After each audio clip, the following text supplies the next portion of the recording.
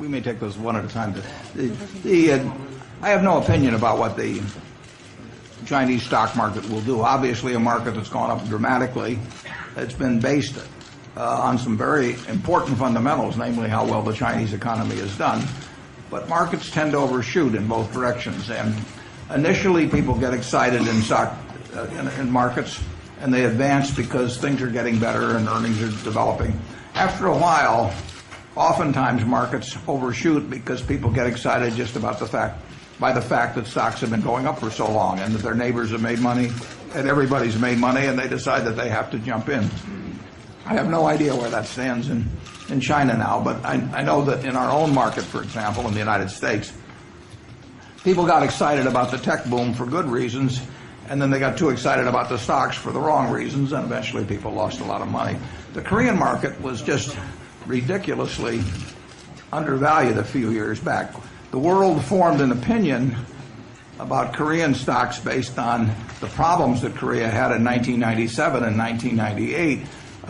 But subsequent to that period, both the national government improved its financial position enormously, and individual companies restored their balance sheets, developed greater earning power.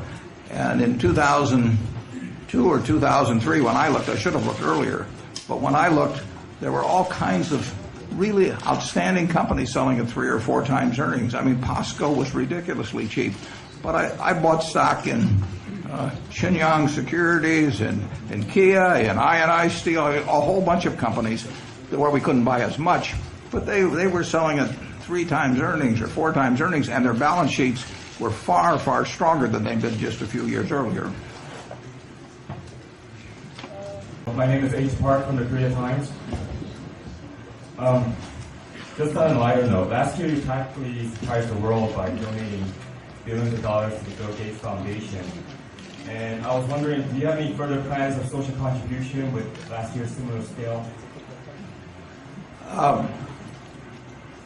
Do you want to repeat the question? 기부에 대한 얘기입니다. 차후 기부에 대한 계획이 있는가?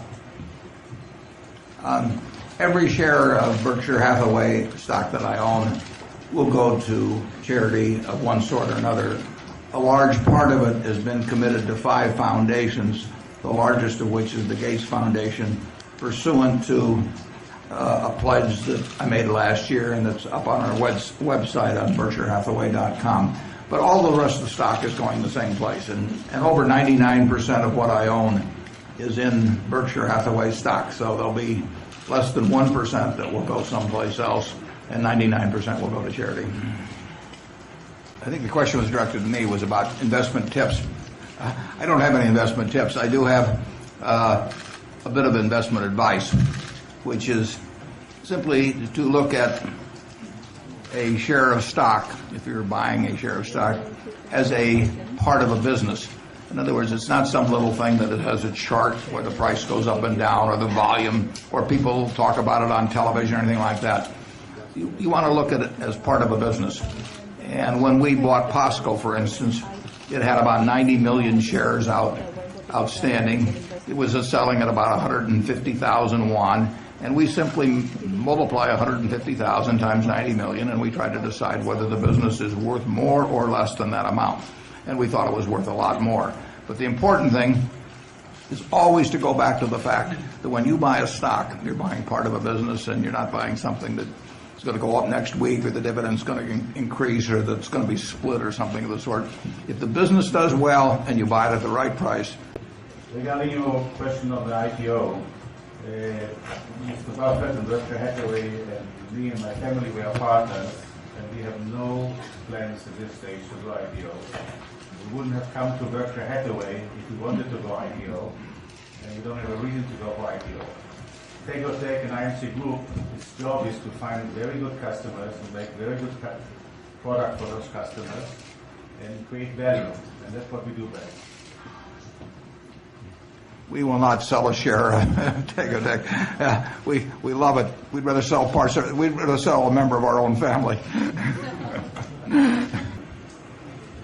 My impression is that Korean stocks are generally valued at prices that are no higher and probably generally somewhat less than U.S. stocks. So I don't think there's a reason to think that there's been a bubble. They've gone up a great deal, but the fundamentals have improved dramatically. The answer is they've gone up a great deal because they were far too cheap a few years ago. Now, bear in mind that 4 years ago, just in terms of my personal portfolio, I was looking all over the world to just invest money, and I ended up with practically all Korean stocks in my own personal portfolio, aside from Berkshire Hathaway stock. So, a bubble, I think they wanted the definition of a bubble more. And a bubble is when people lose sight of the underlying economics of the intrinsic value of the stocks they're buying, and they forget all about it. They are entranced simply by the fact that stocks have gone up so much in the past, and they just expect them to keep going up. And of course, the most famous bubble was the tulip bubble in Holland in the 1600s. And it wasn't that tulips were getting more valuable in any real sense, but they went up so much that everybody thought that they should be buying tulips rather than going to work every day. And when that happens, eventually you get a very big bubble, and eventually all bubbles burst. Hi, Guy Olin from the market. We know you avoid technology stocks, but have you ever considered buying into any internet companies like Google maybe? 구글 같은 인터넷주에 투자할 생각은 없으신가 하는 기술주는 지금까지 피하고 오신 것 같은데요. Unfortunately, I wasn't that smart.